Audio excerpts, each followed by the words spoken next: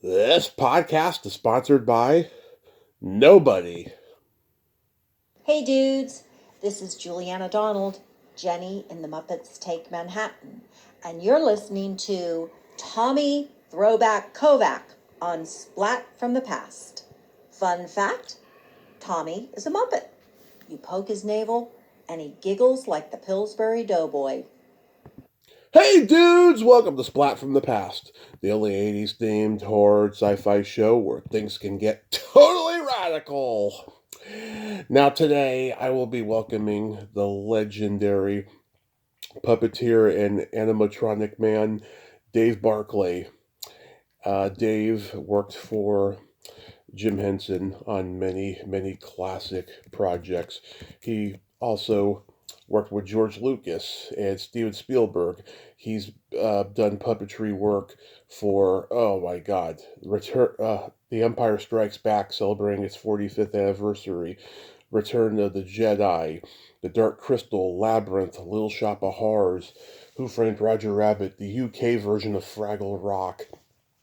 I mean, the list goes on and on. Looney Tunes back in action. I mean, he has ran the gamut of doing puppetry and animatronics. And it's going to be great talking to him today. He has a memoir out. My Life with Animatronics, Movies, Puppets, and Beyond. And it's going to be a great talk today. I can't wait. I originally reached out to Dave in 2022 for the 30th anniversary of The Muppets Christmas Carol. I didn't hear back, so I'll still bring up that movie even though Christmas is 9 months away. Also, happy birthday to one of my favorite guests and people in the world, Pleasant Gaiman. She's coming back on tomorrow to talk about upcoming projects she's got going on. Happy birthday, Plezzy. Love you. Also, happy St. Patty's Day, everyone. Hope everyone's going to eat corned beef and cabbage tonight. I know I certainly am. So yeah, here is my interview with Dave Barclay.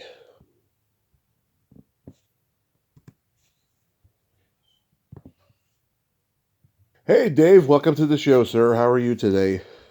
I'm very good, thank you. How are you? I am fantastic. I can't tell you what a great honor this is. Thank you so much for coming on today. Oh, I'm glad to be here. Thank you very much for arranging it. Absolutely. So let's start with this book, My Life with Animatronics, Movies, Puppets, and Beyond. What made you want to write the book at this point in time?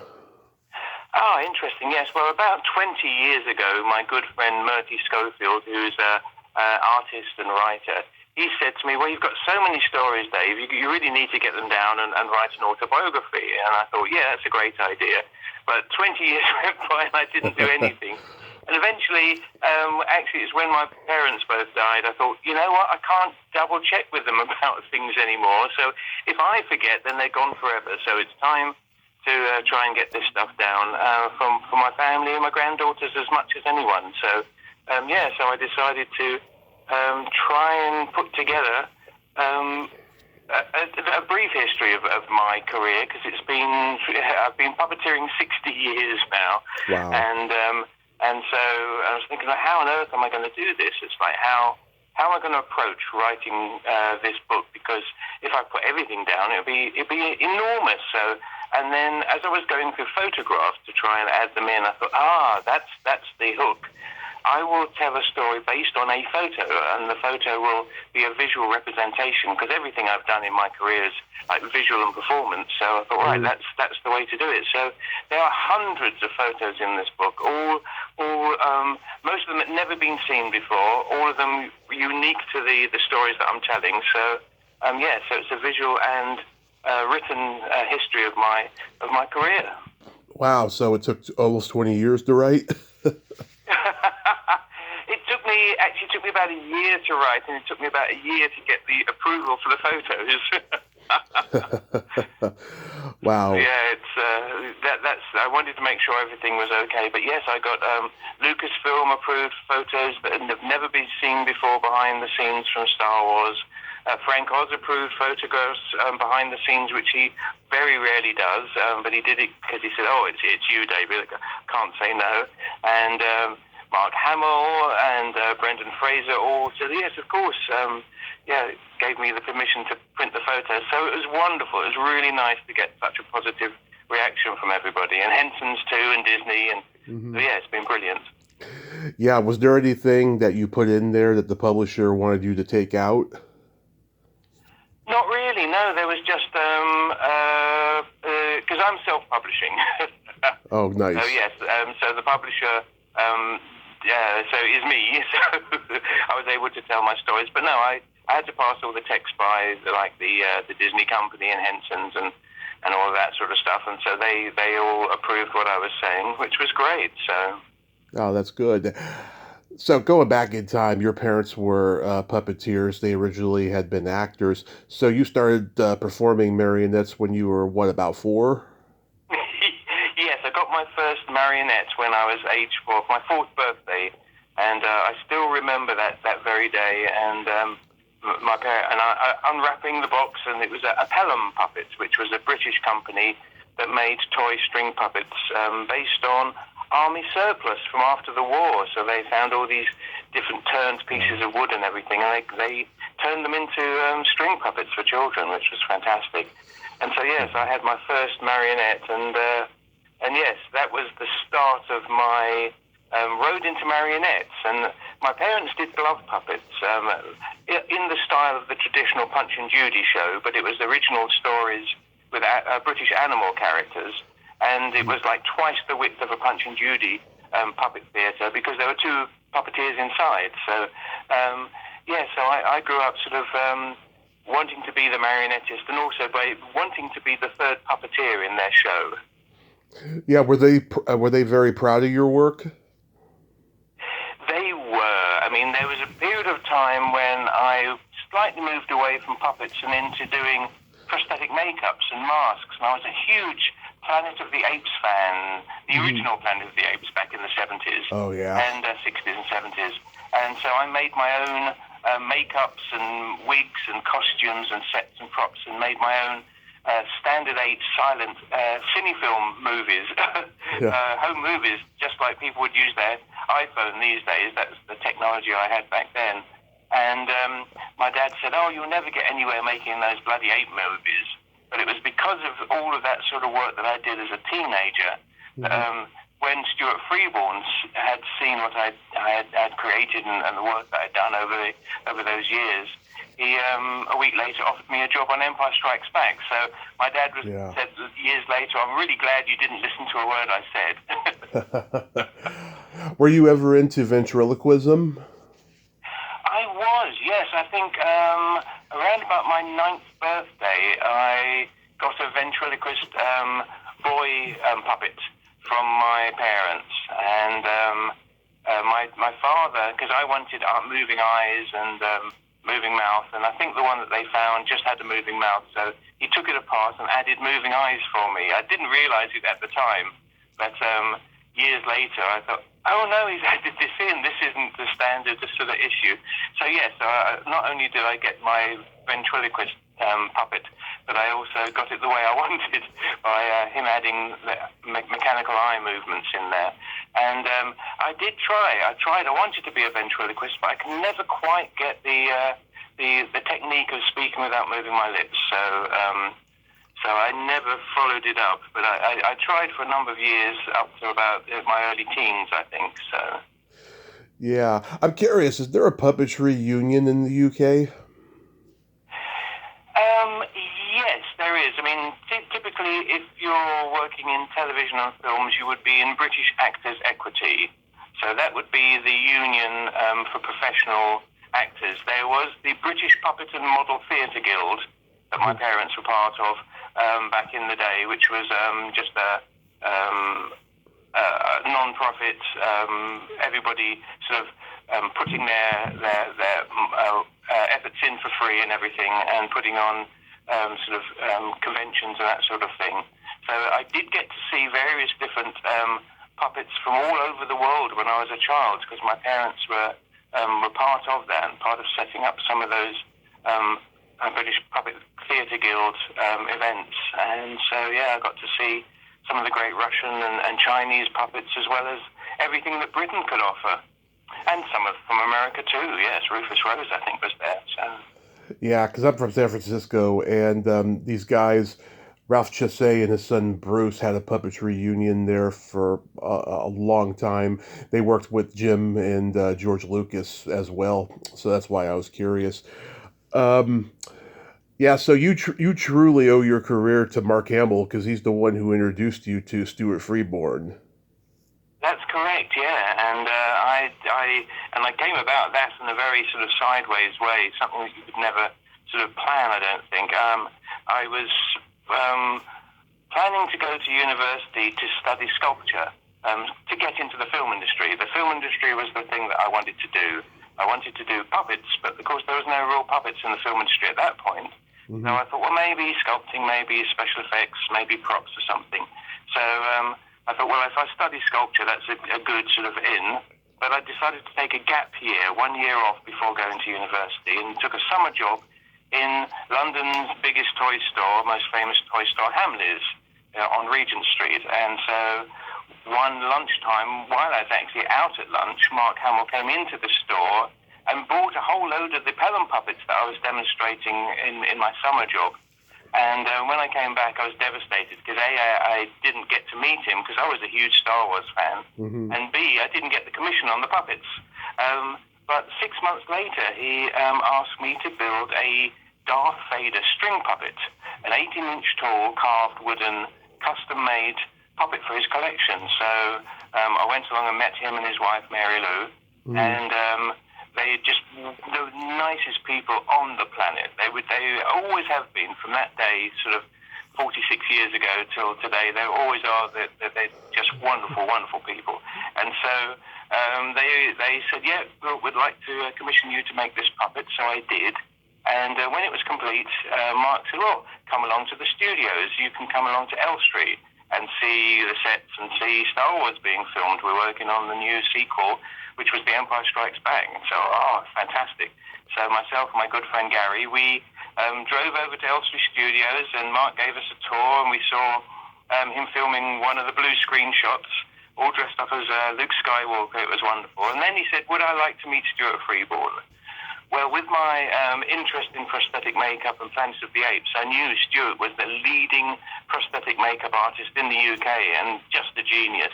So I was so delighted when I got a chance to meet him. And I had my little portfolio of some of my makeups and puppets and sculptures and everything. And a week later, Stuart offered me the job to work on Yoda on Empire Strikes Back.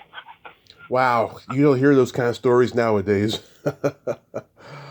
That's it. It's one of the reasons, because everyone says, well, that would never happen today. And it's like, it probably wouldn't. And lots of my friends also had that same summer job at Hamleys selling Pelham puppets.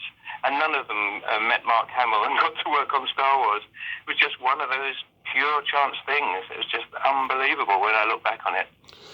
Yeah, did you ask Mark to write a foreword or a blurb for the book? I didn't. I should have done. I didn't. I didn't bother anyone with that. Yes, perhaps if there's enough interest and I do another revised edition, then maybe that will be a good thing to do. Yeah, that's a good thought. Yeah, because everyone's doing that nowadays. Now, working on Yoda, I mean, you probably knew going into it that animatronic had never been done before on a movie, and that this was going to be something special. Well, yes, to a degree. It's like I was making mechanical masks. I made a copy of the Chewbacca mask using little levers and mechanisms myself because I loved what Stuart had done. So, and this was when Star Wars was released. So this was a few years before then, and I was trying to make. So I had built mechanical puppets, and of course, I saw how my dad had mechanized the eyes with the ventriloquist puppet. So I was very much into combining the engineering, the mechanizing, and the performance. And of course, that didn't exist before Yoda. So when I got asked to be involved, I think partly it was because I was a puppeteer. I had this experience, and also some of the sculpting that I had done in my sort of home movies and my makeups. I found out almost the last couple of years, I didn't know for the longest time, that Stuart Freeborn did pretty much the same thing as I did. He did the classic Universal monster makeups on his own face as a way of trying to get into the makeup industry. His parents didn't want him to be a makeup artist at all. They said, no, don't be stupid. But no, he was desperately bitten by the bug, wanted to do it, and that's how he did it. And he was 19 when he got his first opportunity, and I was 19 too, and we'd both sort of done the same thing, creating those classic makeups on ourselves. And it was like, wow, there's a parallel. He was more of my granddad figure at that point, because I think he was 65 or something. So it was an amazing opportunity that he gave me. And of course, it was all being made up as we went along. He used a lot of the knowledge he had from creating the apes from 2001. He developed special techniques, special mechanisms, lightweight ways of moving the foam latex on the mask, and had really perfected creating prosthetic makeups. So this was taking all of that knowledge and combining it into a new style of puppet. So, which was the very first time it was done, and it was the job that I wanted to do, but actually it didn't exist until I actually started working on it. So there was no preparation. You couldn't go and learn how to do it because it hadn't been done before. Yeah. Were there several Yodas for various shots, or just one? No, there were a good handful of Yodas. The initial main Yoda was built by Stuart. He sculpted the final sculpture. Originally, Wendy Midner-Froud did her first two sculpts of Yoda, and then Stuart finished it off and came up with the Yoda that we see today. And then he did all the initial mechanisms, because he was very used to making very lightweight, simple mechanisms for the different makeups that he'd made. So created this masterpiece, I think, of very simple and direct linkage mechanism for Yoda. But unfortunately, because again, never been done before, it broke at one point, and production had nothing else to film. They waited. It was the very last thing on production to film was Yoda, because of, I think, Frank Oz's schedule. So they had to wait to the very, it was the last thing. So there was nothing else to film. There was no. They couldn't go and do something else. Oh, we'll film this scene while we're waiting. No, basically the entire film unit was waiting for Stuart to fix Yoda. So producer Robert Watts asked Nick Maley, Graham Freeborn, Bob Keane, myself, and Nick Dudman to put together a backup Yoda, something that they could film. Worst case, just the back of the head, so that they can film something, because Stuart had the main Yoda all in pieces trying to fix him. So we worked around the clock for about, I think, 36 hours until we had a backup Yoda, because various parts had been made. There had been multiple foam latex face skins made, and there were duplicate mechanisms and duplicate head skulls and everything. So basically all the components were there, so they were all put together, and Graham Freeborn finished painting and doing the hair, and that was taken to set, and that became nicknamed as Nick's Yoda, because Nick Maley was the one who was heading that construction of that backup Yoda. And from the time that the backup Yoda went on to set, that was the main Yoda that was filmed throughout the film. So we didn't go back to Stuart's Yoda, because Stuart was still working on the mechanisms as we went through filming, and everyone got used to the new backup Yoda, and that survived. But then on top of that, there was a full radio control version, which was made by Ron Hone in the special effects department. So he created a metal frame so Yoda could stand, and when you see Yoda static and not moving as a wide shot, often that's the radio control version. And then there were various different stunt versions of Yoda for when Mark and the stunt double is doing all the somersaults in the training sessions. Mm-hmm. So that would be a lightweight that wasn't an actual puppet, but was made to look like Yoda. And so, yeah, I think there are about 4 or 5 different versions of Yoda that were actually created for Empire. What was Irvin Kershner like as a director? He was fantastic. He really was excellent, and he really cared about the character. I mean, that's the thing about Frank Oz. He really focuses on character. For all his Muppet characters, they are brilliant characters. But for Yoda, it was all about bringing the acting and the character to life. So because we were going into new territory, and Irvin Kershner was 100% on board with that. So we all got to see rushes every day, because back in the day, of course, we did have TV monitors, little black and white CRT monitors that were very flickery and a little hard to see. So you couldn't really tell what the performance looked like on these little monitors. So we actually went to see rushes on the big screen, big projection screen, to see how the puppet would look like in the cinema. And so, and that was very, very informative. I don't think we could have created that performance without having that knowledge. And so we adjusted the performance to watching rushes, and Gersh would explain exactly what he wanted and where he thought it worked and where it fell apart. And Frank too. Frank was very much part of that, creating Yoda's character. So, but yeah, Gersh was such a very patient and understanding director, and I think he got some amazing scenes in that entire movie. Personally, it's my favorite of all the Star Wars films, but it was the first film I worked on, so that's probably a good reason too. It's my favorite sequel, I'll tell you, of the Star Wars films. I think it's a great film. Yeah. So then you work on Return of the Jedi for Jabba the Hutt. Now, here's something I'm curious about. You know, Jabba had been in the first Star Wars movie, but he was cut out of it until the re-release. Do you have people to this day thinking that you did puppetry for both? Every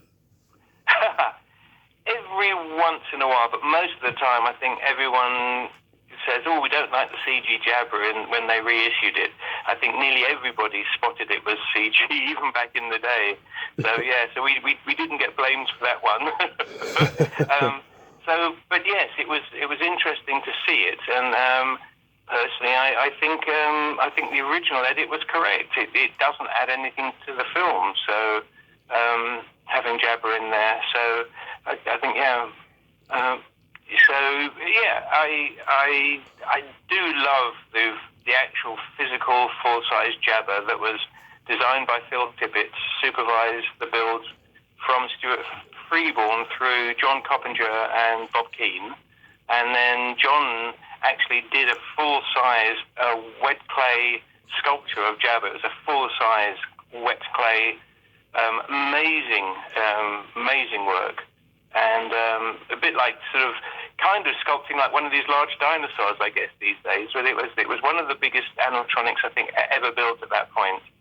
And he was just glorious to look at when you could see him in person. Yeah. So then you became the creature fabricator on the Dark Crystal. This was Jim's first attempt at breaking away from family entertainment Muppets to a more fantasy-based darkness, and you were the first British person hired for it. Did you feel like you had a lot of responsibility to live up to that? Well, I just turned 20, and I just finished my first film, helping out and ending up taking over from Frank, puppeteering Yoda. So it had been quite the whirlwind. And so, yeah, I came in as the first British puppet maker on Dark Crystal. And because I'd worked with Frank and with Kathy Mullen and with Wendy Midner, who married Brian Froud and became Wendy Froud. And so because I'd worked with them, they said, well, come along. So it was almost like an open invitation. I don't think I could have messed up the interview if I tried, probably. So it was lovely. So yes, I was the first person there. I'd often be the first person in the morning, and I'd have to put the coffee on, which I'd never done before, because I always drank tea when I was working or doing anything. We were definitely a tea-drinking family, the Barclays, so had to learn how to make coffee for all the American puppet makers who were coming in. So it was an amazing time. I got to sculpt the Mystic Feet, which were the feet that we used in the film. Mm-hmm. I got to work with Tim Clark and Bill Hargreaves, I know Tim Robinson, on early versions of the Mystics. I built a Mystic harness, a lightweight Mystic harness that even Jim Henson got in to see the complexity of the character and how difficult it was to perform, so he could appreciate what the performers were going through and to work out a training schedule and plan to make sure that they wouldn't hurt themselves. And then I got to work with the amazing Lyle Conway, one of the greatest animatronic effects supervisors there's ever been. Dear friend, we still meet up now in LA. Still great friends. And So our working relationship started then in 1980. So, and I worked with him on Aughra, the Skeksis heads, and the Urskex. I sculpted the big, massive Urskex head, which was, the actual Urskex was 11 foot tall. It was as big as it appears to be. I said to Jim, well, maybe we could do a half-scale version. No, he wanted it real size. Okay, so we built it real size. And then also worked with Lyle on sculpting the Skeksis heads. Lyle would sculpt one half of the head, and there's so much of work to do. He said, well, you copy me, you copy what I've done on the other side. So I sculpted the other side of the same Skeksis head, and I did that through all of the Skeksis, which was the most amazing sculpture education I ever got, because Lyle's a brilliant sculptor. And so rather than having to go to university to do it, I was paid to do it working on Dark Crystal. I gotta say, Labyrinth is my favorite Jim Henson film. Didymus is such a great character. That's one of the ones you do. What stands out about making that movie? Well, again, a bit like Dark Crystal, I think technically I was the first person on Labyrinth, because at the end of Dark Crystal, Jim asked myself and Lyle Conway to stay on to do promotional for Dark Crystal. I think we had to build a new rejuvenating Gartham Master Skeksis head for reshoots. And we worked, as I say, on promoting Dark Crystal, and then working on research and development for his next film, which became Labyrinth. So I was working early on, and also being puppeteer for Sprocket in the European Fraggle Rock production. So it was a busy time for me. Lyle went off to do Return to Oz, but because I was so busy at the Fraggle Rock and at their Henson workshop, I couldn't join him on Return to Oz.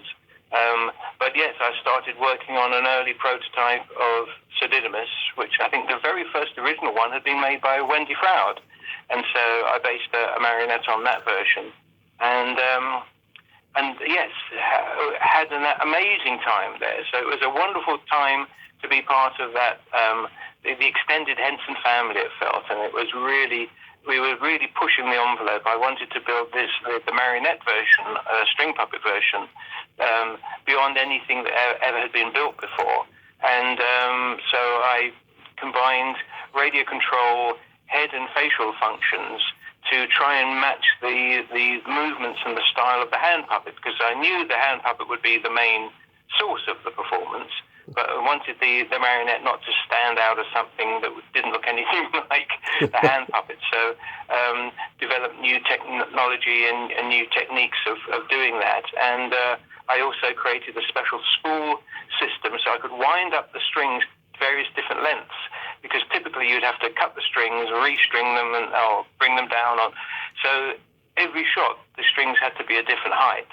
And so by having a whole spool system at the back where all the strings would you could either wind up or wind down, meant that I didn't have to restring. So that saved a lot of time when we were filming. So so lots of trying always to find ways of pushing the envelope in the build and performance.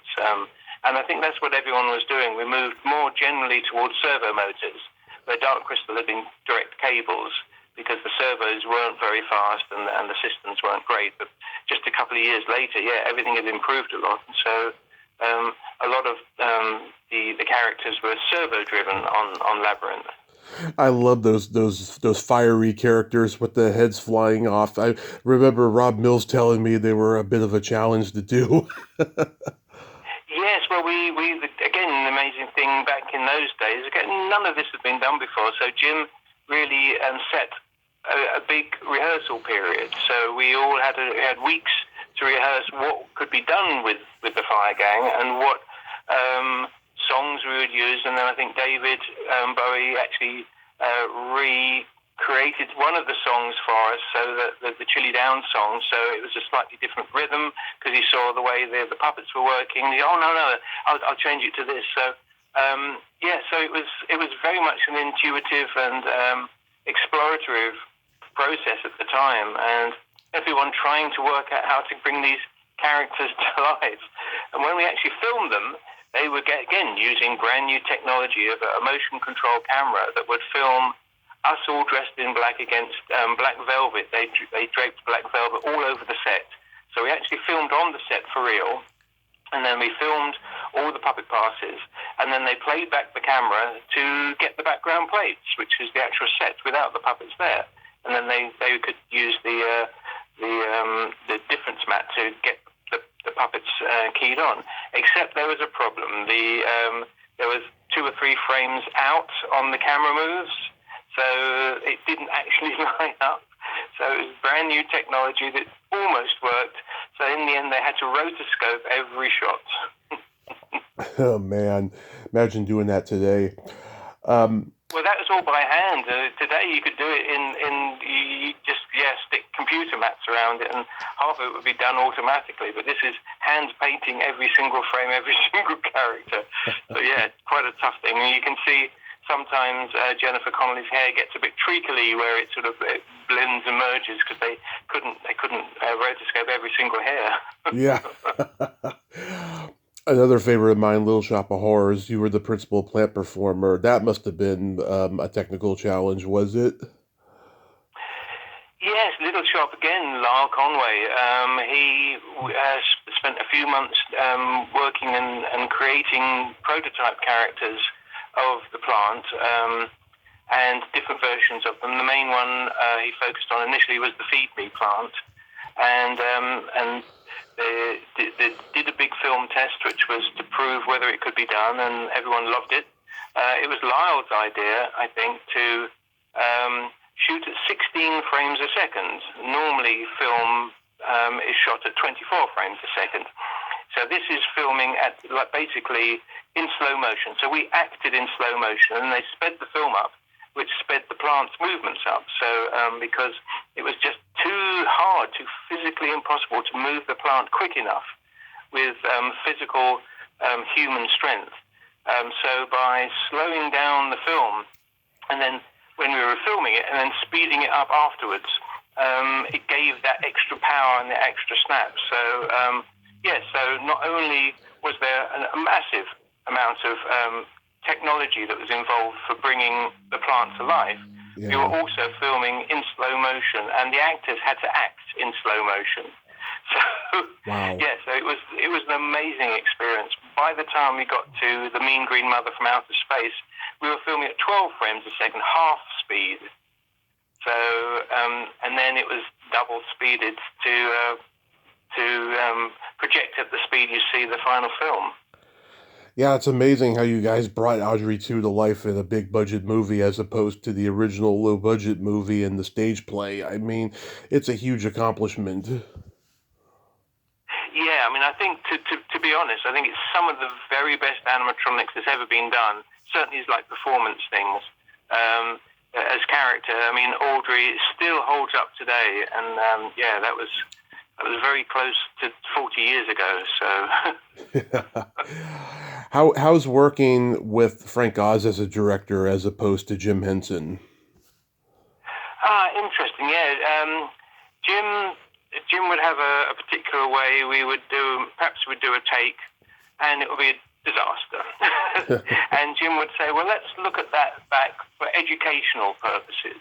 He would always look at things from a particular point of view, be very very gentle, and would nudge everyone. Frank, just as brilliant, and he'd be very specific, because something like Little Shop really needed to be very specific, because the details on how you bring up to 65 puppeteers together to bring one character to life meant that you really needed to know what you were doing, and Frank's brilliant that way. So they are, I think they are just two personalities in one of the world's best ever double acts. Jim Henson and Frank Oz, when they did Bert and Ernie, Piggy and Kermit, all of their characters are all based on this amazing double act. So they just happen to be using puppets, and so that knowledge of acting, comic timing, and everything, and Frank's quite English sense of humour, I think, went down very well while we were filming Little Shop of Horrors. Yeah, I agree. What puppetry did you do on Who Framed Roger Rabbit? Interesting. Yeah, for Roger Rabbit. Well, Roger Rabbit was one of those unusual ones. We finished working on Little Shop and had a few months off, and I had a call from Robert Watts. He's producer from Star Wars and Indiana Jones, and so he said, David, there may be a day or two's work for you on Who Framed Roger Rabbit. We've got it's a live action film that's going to have cartoon characters added on in post-production, but the director, Robert Zemeckis, wants the cartoon characters to move real objects in the set while we're filming. Now, this was before computer animation, and although they had done a blue screen test on a gun, it didn't work. It didn't feel like it was in the shot. So the only way they felt it would work was that the props and the objects and the interaction that was happening on set had to happen on set like it was an Invisible Man film, because we couldn't have all puppeteers in shot because we couldn't paint them out in those days. So it had to be like an Invisible Man shot.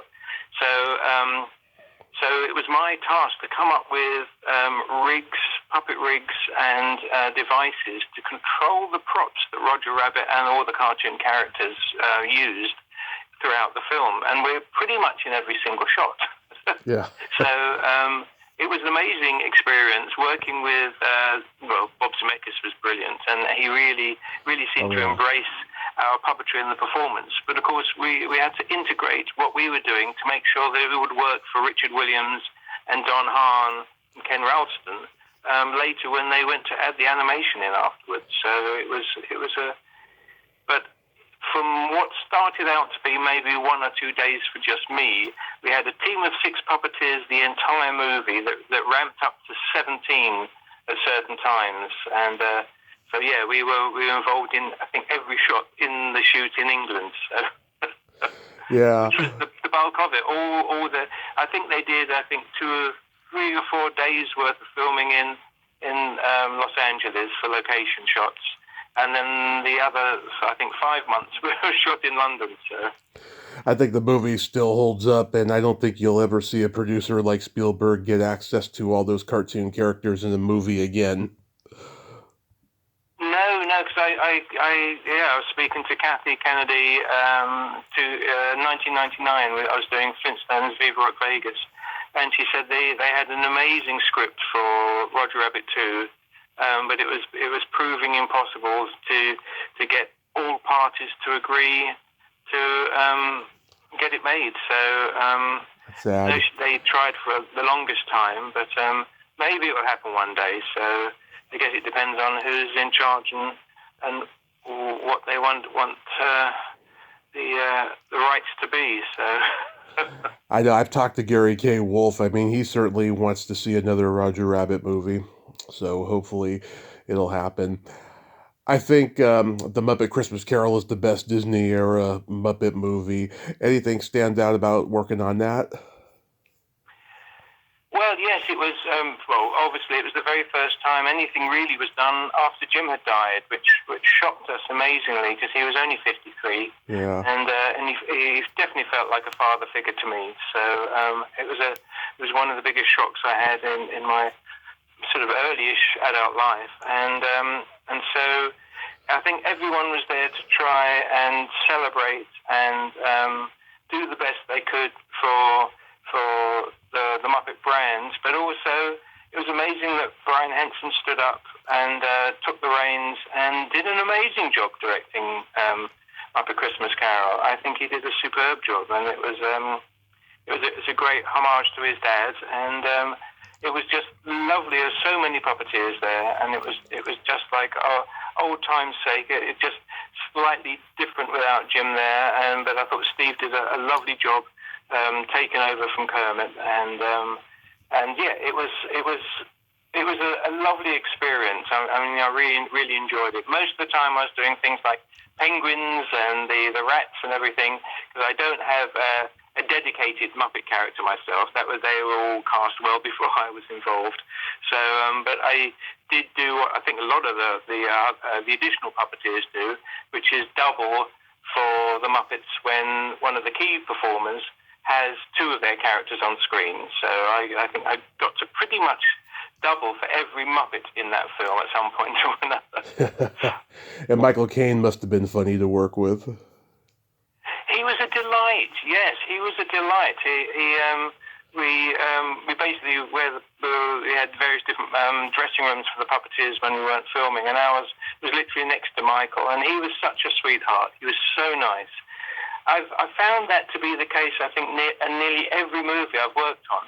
I think it could be the fact that the great stars that work in these films, if they didn't like puppets or they didn't like doing the special effects and everything, they probably would turn the film down. So somebody like Michael Caine was just a joy. He really was lovely, and he just was so supportive of the whole process. So it was. I guess I've been so lucky that so many of the films that I've worked on have people who really want to be there. What do you think now about CGI and AI? Do you think it's a hindrance, or do you think it's a good thing?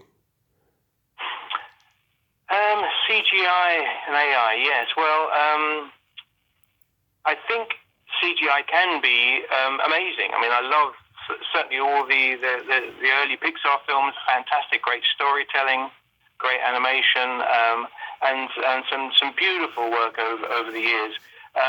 Some of the creatures in the 90s would pull me out of the movie. You'd go, you'd be watching a live-action movie, there'd be a CG effect. Oh, no. But that's more me. That's me, the technical person, looking at how things are. That's improved a lot in these days, and some of the CGI is completely undetectable. You wouldn't know it's there. So I'm a person, well, now I'm 65, and I've been a puppeteer all my life. I like the physicality. I like when there's something practical on set in front of camera. I'd like to think there's a certain magic to that comes across to audiences. So, and I think a lot of the people who are Star Wars fans like the original puppets, like the original Jabba, like the original Yoda. They like them more than the CG replacements, although I think everyone understands that everything has to move forward. For me personally, I love the practical, physical item in front of camera, and but that's the way films are made these days. That's becoming more of a challenge, because if you have computer animation, you do that in post-production, and so you can wait until you've got the final cut, which has probably gone through 60, 70 variations before they finally get there. Back in the day, you couldn't do that really with the film. The director would come up with a plan, it would be edited, and it would go out. But these days, they change the edit, and they even go back and reshoot. So by doing computer animation, they can tailor the animation to the final version. And so from production point of view, CGI is more flexible. So I can see that will stay as it is. And with AI, I don't know. It feels like it could turn out being soulless, which is one of the problems if there's not an artist behind it. But I guess time will tell. Yeah, I mean, I hope there's going to be some boundaries and regulations with it, because it's angering so many people, that I hope it can be used for a good thing in the future and not a bad thing. Yeah, me too. Yeah, I mean, yes, because there is the potential of it just taking away people's input effectively, whether it's creative input or personal. Personal or mathematical, doing accounts or something. Yeah, and I don't see why we should be creating artificial things to remove us from what we all love doing. So, but there we are. That's me as an artist. So do you have anything upcoming, any convention appearances or anything? Yes. To promote my book, my very good friend Derek Mackey at Cool Waters Production has arranged a whole slew of conventions for me to go to, so I can bring my book along with me, and if people want a copy, then I can sign it there and then for them. And so, yes, there's a whole load that's going up. There's a few more that actually isn't on his site, but you can check those out at coolwatersproductions.com, which is coolwatersprods.com, and check on the appearances. And also buy my book at this store on Cool Waters site as well. So, yeah, so Derek's been brilliant sorting all that out for me. And yeah, so that's going to be nice. I'll be able to travel around the US and bring my book with me. How did the Dark Delicacies signing go recently? Oh, that was lovely. It was lovely. It was really lovely. And a lot of my friends and quite a good number of people turned out for me, which was lovely. And yes, it's such a shame to hear that they'll be closing down. Yeah. Been there for so long, so I'm glad I got to get my books there before they did, because they've been there forever. So I mean, I'm literally just round the corner from them, so I could have walked there. Yeah, I love that place. I love the old location, and I love the new one. Sadly, it's gonna go away. It's sad. Yeah. Dave, thank you so much for coming on today. This has been a tremendous honor. I hope the book does very well for you, and that if you get another edition, Mark can write a blurb for it or forward. That sounds like a good idea. Yeah, I'll have to approach him about that one. Yes. You have yourself a great day, and be safe out there. Excellent. Thank you very much. Lovely chatting to you. Thank you, sir. Bye-bye. Okay. Bye-bye. Well, there you have it. Dave Barclay, ain't he a cool dude? Oh my God, what a nice guy, huh? And those were great stories. I'm going to check out the book. Go to his website, davebarclay.com, and check out that book, My Life in Animatronics.